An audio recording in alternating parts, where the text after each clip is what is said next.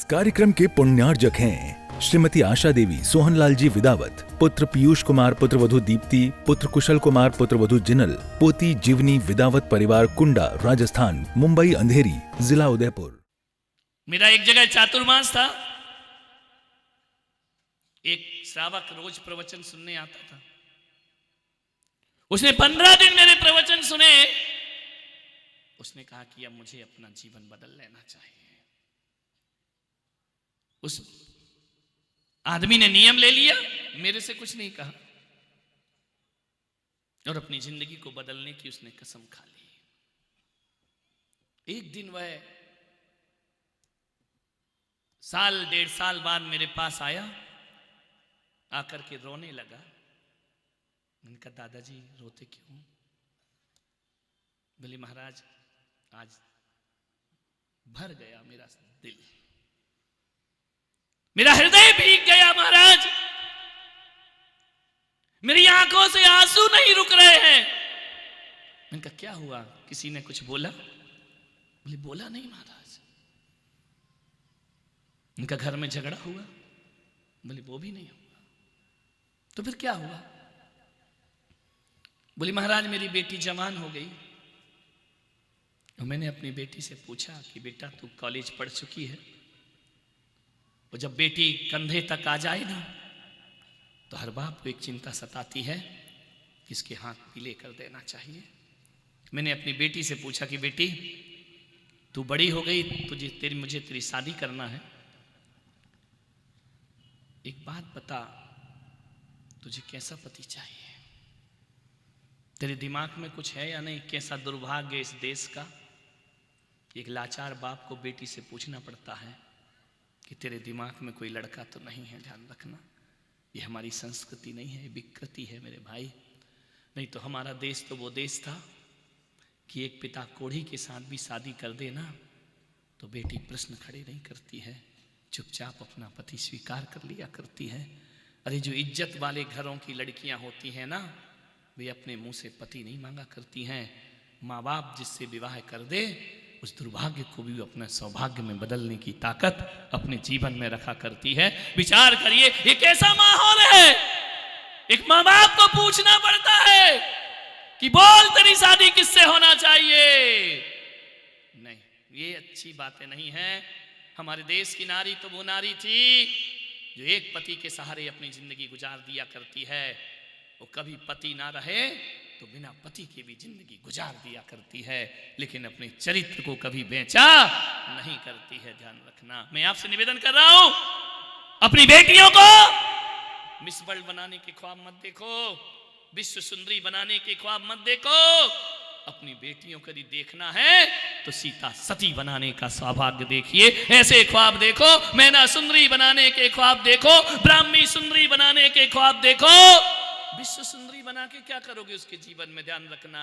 मान्यवर, ये जो होड़ लगी है पूरे देश में, देख रहे हो ना, ये विश्व सुंदरी प्रशंसक तो हो सकती है लेकिन प्रतिष्ठित नहीं हो सकती है। ध्यान रखना। एक खूबसूरत सी हीरोइन यहां से निकल जाए तो मुझे पूरा विश्वास है पूरा पंडाल उसे देखेगा, मुझे नहीं देखेगा।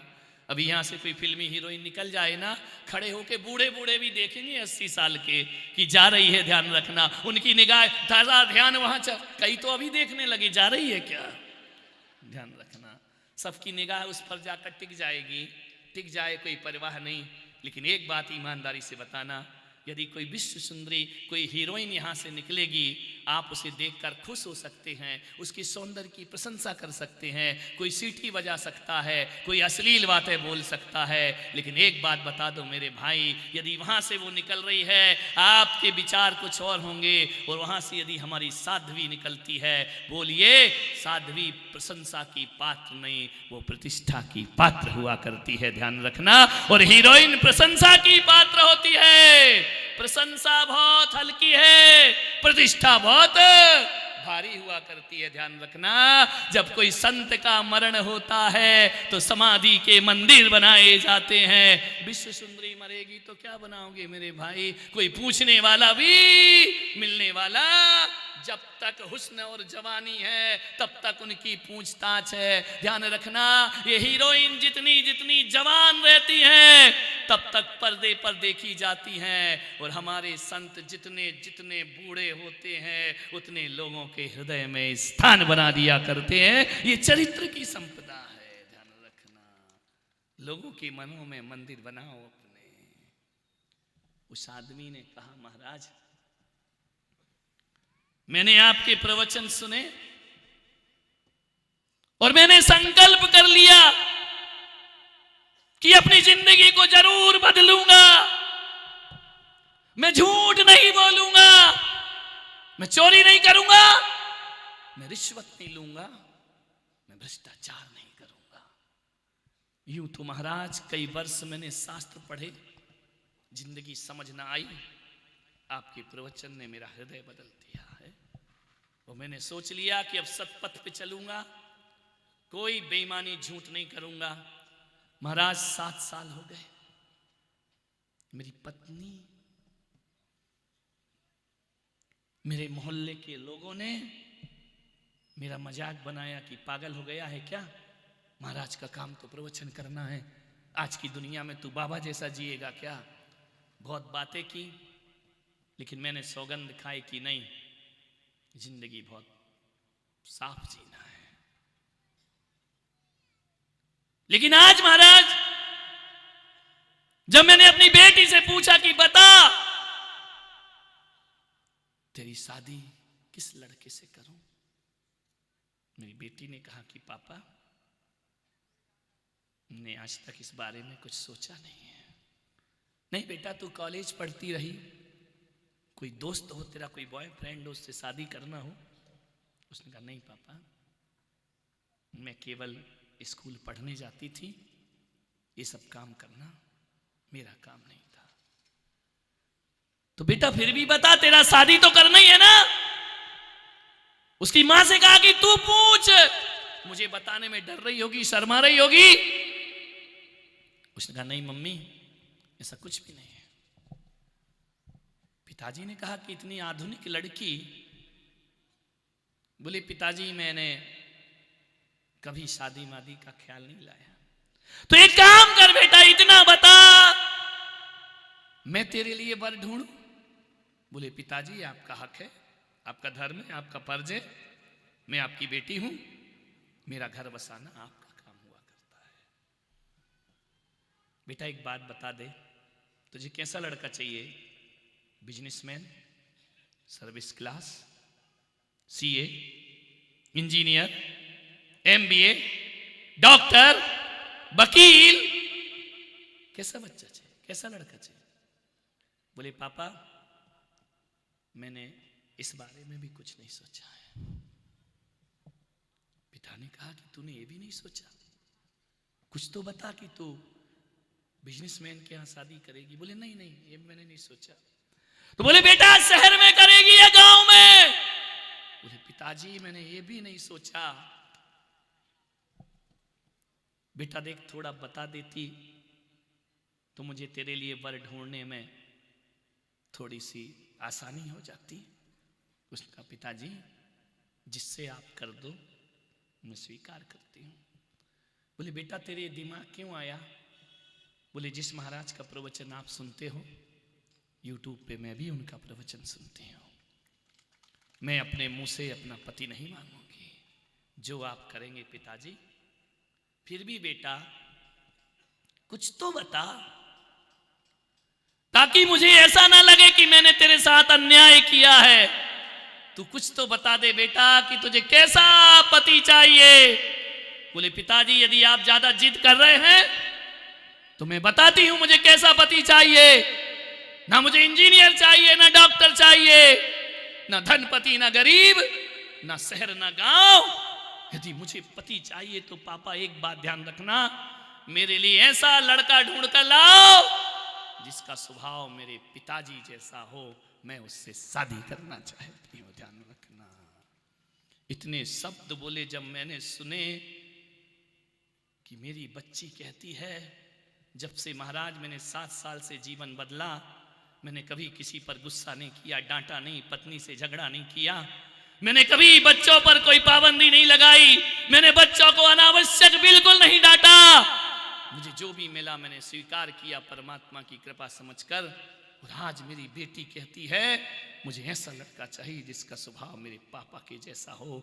महाराज आज मुझे लगा कि मैं दुनिया के लिए आदर्श बना या नहीं बना, अपने बच्चों के लिए आदर्श बन करके खड़ा हो गया। ये मेरे जीवन की सबसे बड़ी दौलत है। मैंने कितने कमाए इसकी कोई मूल्य नहीं है। मैंने लाखों करोड़ों रुपए कमाए, आज मुझे बेकार दिखाई दे रहे हैं। लेकिन मेरी बच्ची कहती मेरे पापा जैसा नेचर चाहिए। सारी दौलत धूल समान है और मेरा आदर्श मुझे आज गौरव और गर्व से गौरवान्वित कर रहा है कि मेरे बच्ची कहती पापा जैसा नेचर, जो कभी गुस्सा नहीं करते हो, पापा जैसा नेचर जो झूठ नहीं बोलते हो, पापा जैसा नेचर जो सादगी की जिंदगी जीते हो। महाराज ये वरदान यदि किसी से मिला है मुझे आपके प्रवचनों से प्राप्त हुआ है। महाराज मैं नमस्कार करने आपके चरणों में आया हूं कि ये गौरव यदि दिलाया है तो आपने अपने वचनों से मेरे जीवन में गौरव दिलाया है। मान्यवर मैं आपसे पूछता हूं, आपके बच्चे कह सकते हैं कि हर जन्म में मुझे ऐसे पापा मिलना चाहिए, ध्यान रखना। आपकी बेटी कह सकती है कि हर जन्म में मेरी मम्मी मिलना चाहिए। नहीं, छोटी होगी तब तो कहेगी, बड़ी होने के बाद यदि नेचर अच्छा होगा ना तो कहेगी मेरी माँ जैसी सास मिलना चाहिए। और नेचर अच्छा नहीं होगा ना, आपका व्यवहार अच्छा नहीं होगा ना, तो आपका बेटा भी कहेगा भगवान ये आखिरी जन्म हो, आज के बाप ऐसा खड़ूस बाप अगले जन्म में नहीं मिलना चाहिए। ध्यान रखिए, मैं आपसे निवेदन कर रहा हूं, बात बहुत छोटी है। आप यूं पूछोगे तो कह देगा कि हाँ पापा जिस दिन गिफ्ट दे दो मेरे पापा बहुत अच्छे, हर जन्म में ऐसे पापा मिले। जिस दिन डांट दो उस दिन काय का पापा, काय की मम्मी, काय का भाई। मान्यवर ध्यान रखना है, आपसे निवेदन कर रहा हूं कि सारी दुनिया के लिए आदर्श बनो या ना बनो, अपने घर में आदर्श बनने का प्रयास जरूर करिए। अपने घर में ऐसी जिंदगी जियो कि तुम्हारी पत्नी डर के मारे तुम्हारा सम्मान नहीं करे, तुम्हारे स्वभाव से तुम्हारा सम्मान करती हो। ध्यान रखना, तुम्हारा पति डर के मारे तुम्हें अच्छा ना बोले, तुम्हारे नेचर से तुम्हारा पति तुम्हें अच्छा बोले तो समझना हमने जिंदगी को सार्थक और सफल कर लिया है। मान्यवर अरे लाखों की दौलत उस बाप के लिए बेकार नजर आई और अपना आदर्श उस बाप के लिए महत्वपूर्ण नजर आया। ध्यान रखना, आपसे मेरा यही कहना चाहता हूं मान्यवर, कुछ करो अपने जीवन। पत्नी के लिए आदर्श बने हो कि आए दिन वो मुंह बनाती रहती है तुम्हें देखकर। बच्चे कहते हैं पापा ऑफिस में होते हैं तो बहुत अच्छा लगता है, और जैसे ही बाप घर में आया कर्फ्यू लग जाता है, हंसी खत्म हो जाती है, डर शुरू हो जाता है। अरे डर से मत जीतो किसी को, अपने व्यवहार से लोगों को जीतने का प्रयास करिए अपनी जिंदगी में। मान्यवर डरा के सम्मान पाया तो क्या खाक सम्मान पाया, दिल में स्थान होना चाहिए। मान्यवर मालूम है दुनिया में दो लोग ही याद किए जाते हैं। कितने लोग? दो लोग, बाकी कोई किसी को याद नहीं करता। कितने भी बड़े बड़े सम्राट नवाब चले गए, कोई याद नहीं करता है। दो लोग दुनिया में याद किए जाते हैं, बड़े ध्यान से सुनना। एक तो उन्हें दुनिया याद करती है जो कुछ लिख कर जाते हैं। ध्यान रखिए, वाल्मीकि रामायण लिख कर गए, याद किए जाते हैं, श्रद्धा से याद किए जाते हैं। व्यास जी ने भागवत लिखा, लोग इज्जत से याद करते हैं। कुंद कुंद ने समय सार लिखा, लोग उन्हें भगवान के रूप में याद किया करते हैं। जिनसेन ने महापुराण लिखा, लोग उन्हें याद करते हैं।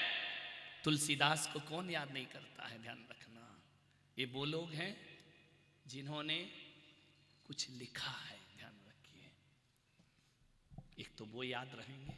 कितने संत हुए होंगे दुनिया में, कितने संतों के नाम हैं जिनने कुछ लिखा है। ध्यान रखना, एक वो याद किए जाते हैं जो कुछ लिख कर जाते हैं, और एक वो याद किए जाते हैं जिन पर कुछ लिखा जा सकता है। ध्यान रखिए, राम ने कुछ नहीं लिखा, लेकिन राम पर हजारों पृष्ठ की रामायण लिखी गई। महावीर ने कुछ नहीं लिखा, कागज कलम छुई नहीं, मसीना लीनी हाथ।